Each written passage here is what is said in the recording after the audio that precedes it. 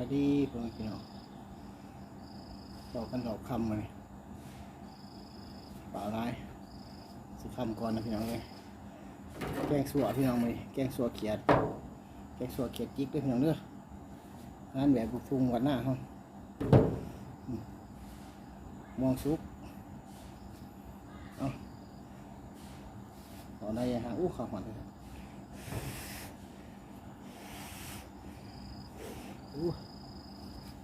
อะไรนี่พี่น้องงานแบบบำบัดฮะ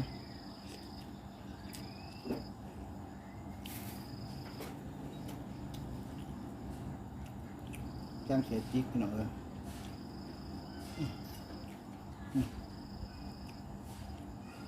ใครเคยกินเขียดพี่น้องมาเด้อเริ่มกินเขียดกินข้าวขอสดว่าไฟได้พี่น้อง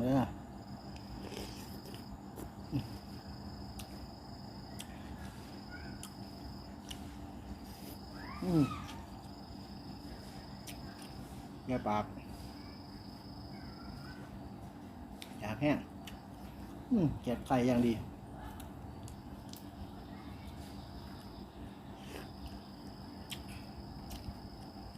แกไปไต่เอาอยู่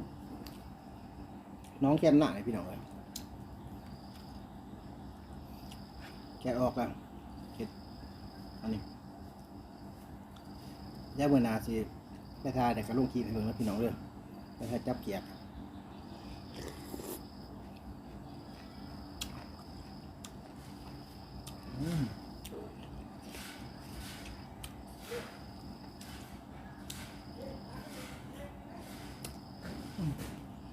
ถึงตอนชื่อไก่พี่น้องเลย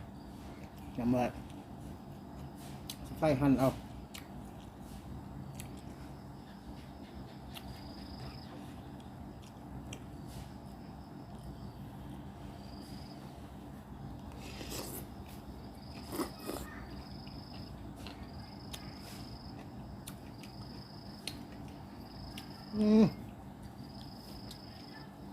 เอาติดมือพี่น้องเลยบาน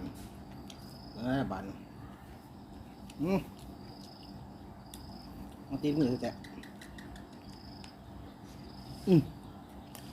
หมดเลยติดมือมัน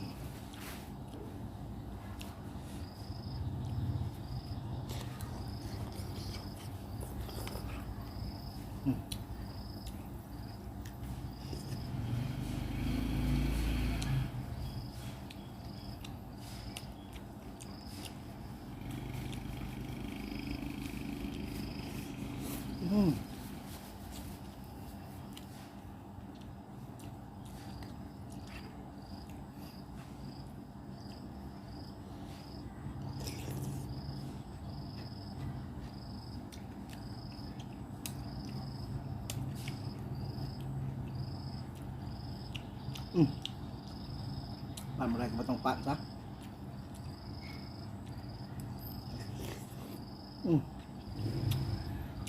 อุ่นเขาเย็นพี่น้องเหรอ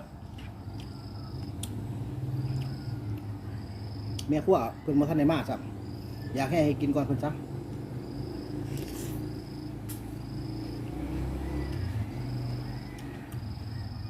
จัดการเองพี่น้องเมนูนะแกงสัวเขียดจิ๊ก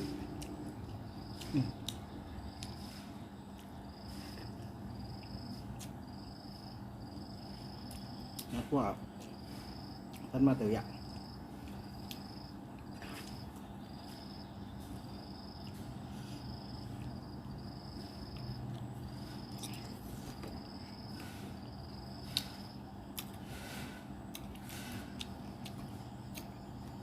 ดอกไม้ใหญ่ห่างนะพี่น้องเนาะหิวทำกระคำเล่นสต๊อกเดี๋ยวกินน้ำมันสมุนก่อน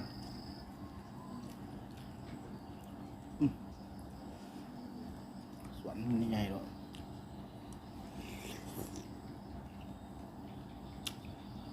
กำลังได้กินปีเนี่ย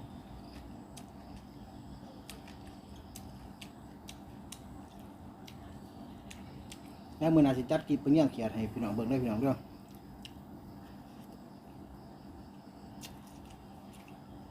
แยกใกล้ๆเนี่ยทั้งลุมเกิดใบลุมขังตรงหน้าไป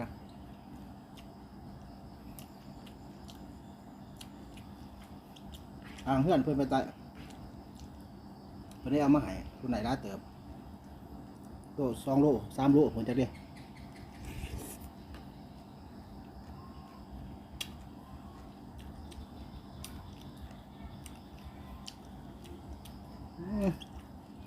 เอาคนนี้ไปฮะคุณเขาเย็นบุญคนเล็บจ้ะ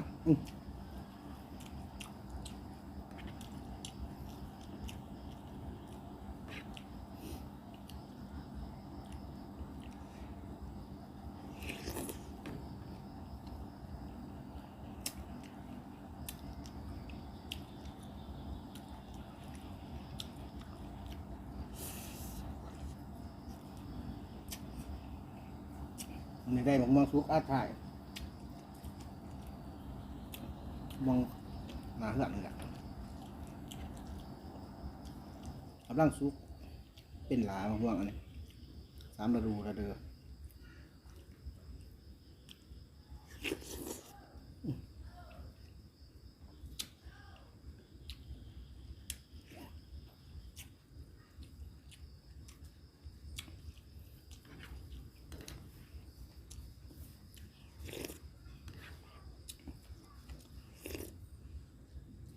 ขึ้นเขาแห้งขึ้นมือสั่นหน่อย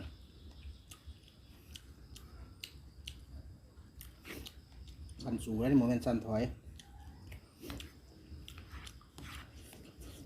โมเมนต์สั่นยาน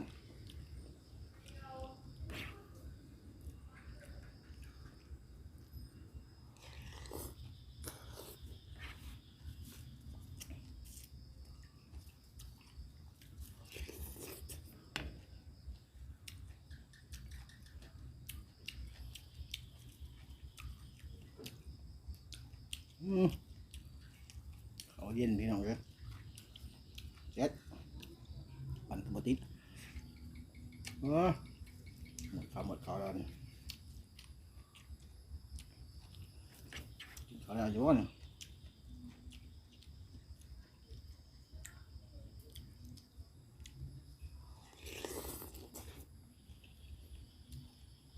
เหมือนแดงข้อไปเด้อพี่น้องเด้อ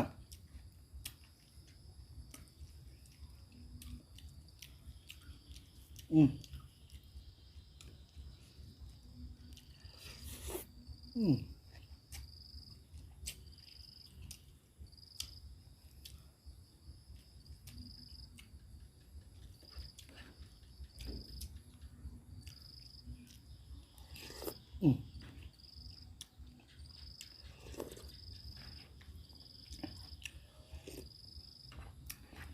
เบิ่นพี่น้องเด้อนัวอะไรน้ำมัน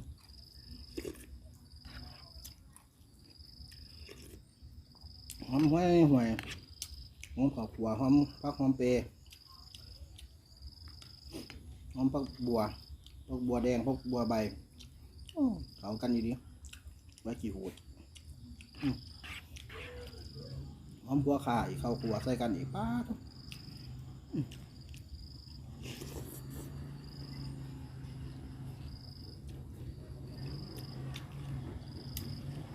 แซ่บได้เพียงสดจนตาตี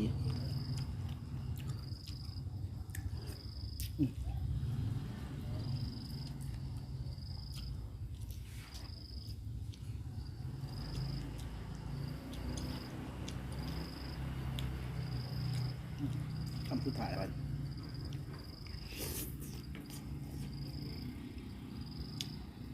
เบื่อแห้งกินมาทัน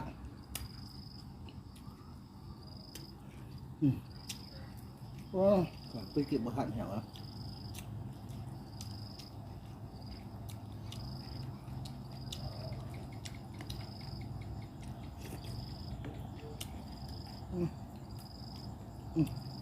เดี๋ยวยังติดอย่างไปหลังเอาจ้ะ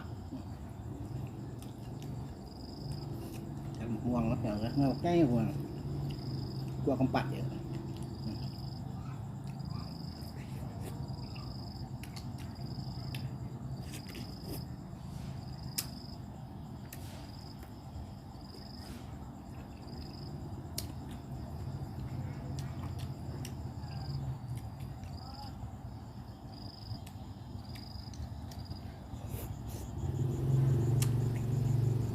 เกี่ยงต้องเสีย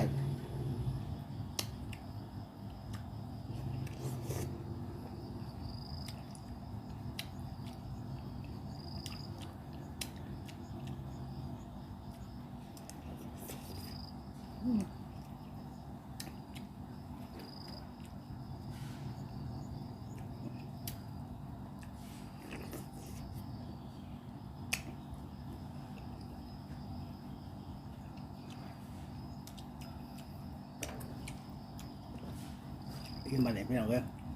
ยักแล้วแต่น้ำน้อยนึงขอบใจพี่น้องเด้อที่มาเบิ่งมาชมโดยตนจนจบเบิ่งแล้วก็อย่าลืมกดไลค์กดแชร์กดติดตามเนาะกดsubscribe นะsubscribe ว่าสิไข่ใบขี้ปูดคาคิงสว่าไปพี่น้องเลยมันขึ้นสีแดงๆมาจำปั๊บเด้อพี่น้องเด้อเอาบ่ได้อย่าห่างสวัสดีสวัสดีทุกคนนะพี่น้องเด้อ